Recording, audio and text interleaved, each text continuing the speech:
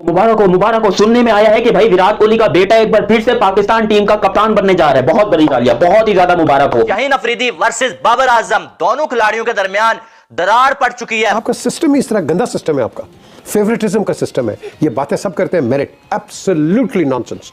Fitness तो individual है ना। अब कोचेज अब आप फिटनेस टेस्ट हर महीने तो लेने से रहे, तो आई सपोज आप लेना पड़ेगा, फिर आपको पाकिस्तान बोर्ड को ये असेस करना पड़ेगा इनकी फिटनेस लेवल क्या है। दूसरा यार बड़ा कमाल किया हम लोगों ने पिछले 20-25 सालों में।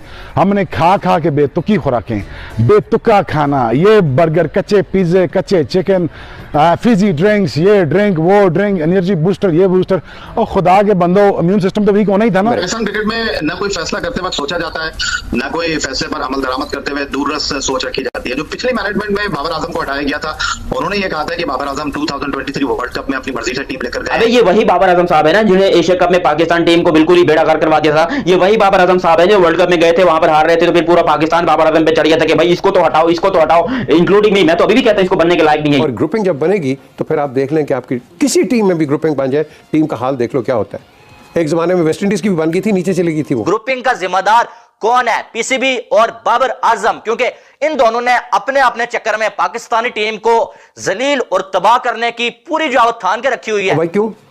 आप मुझे बताएं ना, फिर बाबर को निकाला क्यों था? फिर हैरान हूं, दिल को रूंध के पीटू में जिगर को। शायद ज्यादा जो खतरनाक बात है वो यहाँ पर ये है, विराट कोहली का बेटा एक अकाय नहीं, अकाय तो अभी छोटा है, वो तो अभी मतलब कुछ कर रहा है, वो मतलब पैदा होता ही बाप बन गया, अलग बात है। लेकिन फिर भी यहाँ पर विराट कोहली का बेटा बाबर आजम साहब जो है वो इस टाइम पर बिल्कुल रेडी है पाकिस्तान टीम की कप्तानी करने के लिए। एक और बार बासित अली ने बाबर आजम की तस्वीर लगा दी और कहा कि बाबर आजम 85% 90% कप्तान बन चुके हैं। उसके बाद से ये मामला स्टार्ट हुआ है और हर रोज ऊपर से कैंप चल रहा है। बाबर आजम खिड़ गया भाई कि मैंने सिर्फ टी20 की नहीं बल्कि मैंने तीनों फॉर्मेट की कप्तानी करनी है, टी20 की भी, ओडीआई की भी और टेस्ट की भी। और भाई तूने उखाड़ा क्या हुआ है? सबसे बड़ा सवाल ही है। नमस्कार दोस्तों, स्वागत है आप लोग का आईने न्यूज के और नए वीडियो में। दोस्तों बहुत बड़ी खबर आ रही है और खबर ये है कि कप्तान बनने के लिए शाहीन अफरीदी और साथ ही साथ बाबर आजम जो है उनके बीच में लड़ाइयां चल रही हैं। दोस्तों आपको पता होगा कि वर्ल्ड कप भारत में आके वर्ल्ड कप से बाहर होने के बाद जो बाबर आजम है उन पे भारतीय जो पाकिस्तानी फैंस है उन्होंने बहुत ज्यादा आरोप लगाया था, जिसके दबाव में आके जो है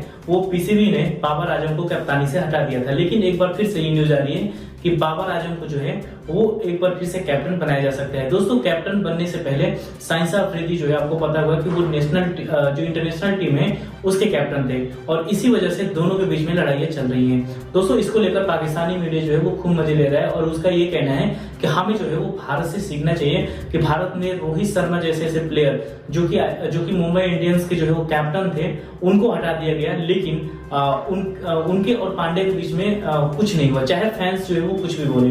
तो कहीं नहीं हमें भारतीय क्रिकेट टीम को देख के जो है वो कुछ ना कुछ तो सबक लेना ही चाहिए।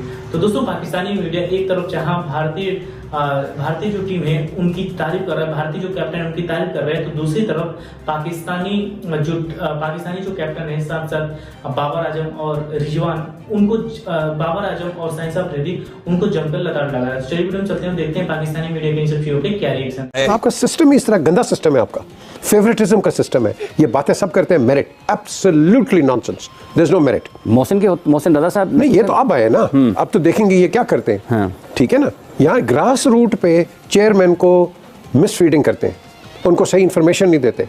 चेयरमैन अब तो नहीं जाके देखता ना, चेयरमैन तो डेलीगेशन अथॉरिटी दी हुई। नीचे इतनी करप्शन है कि आप अंदाजा नहीं लगा सकते। वो ये बोगस क्रिकेट क्लब्स इन्होंने बनाए, हर किस्म के, सिर्फ किस लिए कि वोटिंग के अंदर आ जाए और बोर्ड के अंदर इनको कहीं जगह मिल जाए। ये इसको ख़त्म करो आप। और ये जो हम बात कर रहे हैं शाहीन अफरीदी की, बड़ी इंपॉर्टेंट चीज़ है कि अगर उस लड़के को अगर आपने आगे चलने देना है, you should talk to him, call him to the board कि देखो हम सोच रहे हैं कि बाबर का करें, आपका क्या ख्याल है, आप कैरी ऑन कर सकते हैं या नहीं कर सकते। ये क्या कि वो फ्रेंच क्या वो क्या फांसी लगाना, गिलोटिन, आप गिलोटिन डाल देते हैं एंड यू से एवरीथिंग इज फाइन। नो, ये टीम वर्क होता है। जरूरी नहीं है कि टीम वर्क ग्राउंड के अंदर है, टीम वर्क बाहर भी होती है जिसमें कंसल्टेंसी होती है, एक दूसरे के साथ बातचीत करते हैं, मुशावरत करते हैं। यहाँ तो वो कि ये डिक्टेटरशिप है। हाँ जी, इसको है नहीं, इसको निकाल दो, बाबर को जाओ। और भाई क्यों? आप मुझे बताएं ना, फिर बाबर को निकाला क्यों था फिर आपने? ये बताएं ना मुझे, इसका कोई जवाब कोई नहीं दे नहीं सकता। ये सारी टेम्पररी, ये सक्सेस के ये जो लोग होते हैं ना, they are temporary success seekers. हमने लॉन्ग टर्म पे देखना है। ये समझ नहीं आती कि विराट कोहली का जो बेटा है बाबर आजम साहब, ये कप्तानी क्यों कर रहा है अभी? मतलब खुद सोचो, एक बंदे ने कप्तानी छोड़ दी, और एक्चुअली उसने कप्तानी छोड़ी नहीं, उससे कप्तानी छीन ली गई। लिटरली बाबर आजम से कप्तानी छीन ली गई, और उसके बाद अब बाबर आजम को दोबारा ऑफर किया गया कि आप पाकिस्तान टीम की व्हाइट बॉल की कप्तानी करें, रेड बॉल की ना करें। अब ये पूरे मुल्क में इस वक्त पाकिस्तान में डिस्कस क्या हो रहा है? ट्विटर पे टॉप ट्रेंड बाबर आजम है, मोहसिन नकवी है, ठीक है? ये टॉप ट्रेंड पाकिस्तान में चल रहे हैं। दुनिया कहां से कहां पहुंच गई है, और हमारे यहां रात दिन लोग ये पूछ रहे हैं, बाबर भाई बाबर आजम का क्या बना? कभी कोई आ जाता है, कभी कोई। एक दिन पता चलता है जी शाहीन की कप्तानी बरकरार रखी जा रही, दूसरे दिन पता चलता है नहीं जी नहीं, बाबर आजम को, मतलब जो 3 में ना 13 में, उनको जनाब कप्तानी की ऑफर कर दी गई है। और अब मौसूफ वो ये कह रहे हैं कि जो पहले प्लान्स में भी नहीं था, मतलब प्लान में कौन था? शाहीन की कप्तानी को बरकरार रखा जाए या रिजवान को कप्तानी दे दी जाए या शादाब को। Babar Azam was not in the plans, लेकिन अचानक खबर मिली जी बाबर आजम ना सिर्फ प्लान में बल्कि उनको ऑफर कर दी गई है। और कल पूरा दिन, गुज़िश्ता दिन जो गुजरा है, पूरा दिन यही खबर हमारे मेन स्ट्रीम मीडिया पे चलती रही है कि बाबर आजम को कप्तान बनाने का फैसला कर लिया गया, चंद घंटों में ऐलान होगा। वो ऐलान अभी तक नहीं हुआ। बाबर आजम खिड़ गया भाई कि मैंने सिर्फ टी20 की नहीं बल्कि मैंने तीनों फॉर्मेट की कप्तानी करनी है, टी20 की भी, ओडीआई की भी और टेस्ट की भी। और भाई तूने उखाड़ा क्या हुआ है? सबसे बड़ा सवाल ही है। लेकिन चले, बाबर आजम ने जब डिमांड की ना, तो शाहीन अफरीदी को यह समझ आ गया कि शाहीन अफरीदी को कप्तानी से हटवाने के पीछे कोई और नहीं है।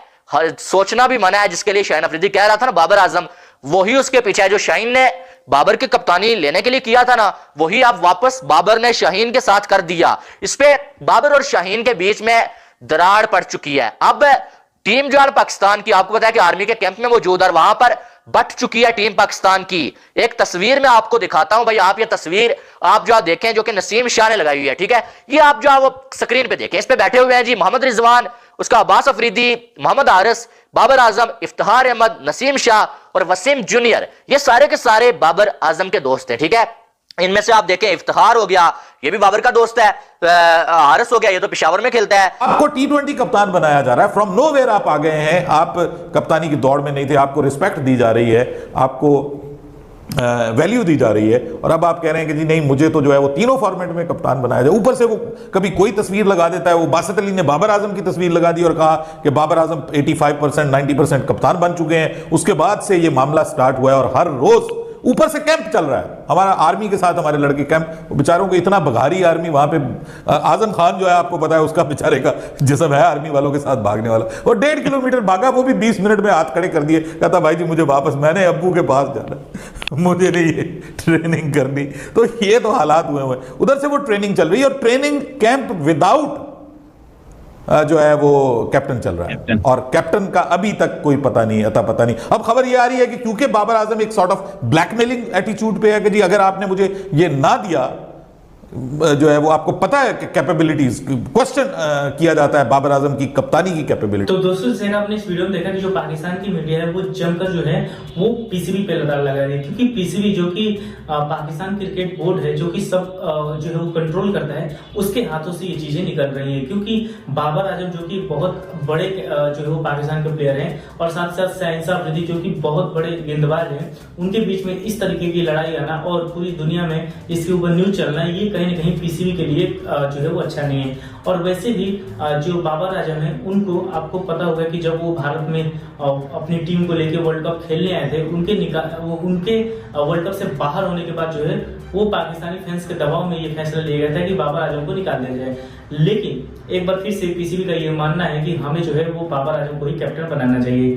दोस्तों बाबर आजम एक अच्छे बैट्समैन हो सकते हैं, एक अच्छे प्लेयर हो सकते हैं, लेकिन अगर उनका रिकॉर्ड देखा जाए तो वो कहीं से भी अच्छे कैप्टन नहीं दिखते।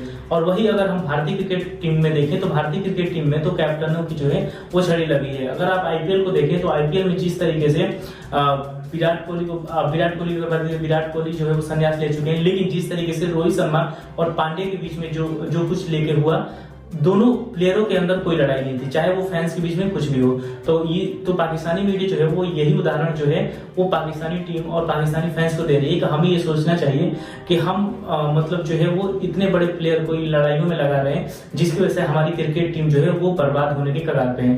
तो दोस्तों बस आज के वीडियो में इतना ही। आई थिंक आप लोगों को वीडियो अच्छा लगा होगा। वीडियो अच्छी लगी तो वीडियो को लाइक और चैनल INL न्यूज को सब्सक्राइब कर लें, क्योंकि हम आपके लिए ऐसी इंटरेस्टिंग वीडियो लाते रहते हैं। मिलेंगे इस न्यू वीडियो से, तब तक के लिए INL न्यूज।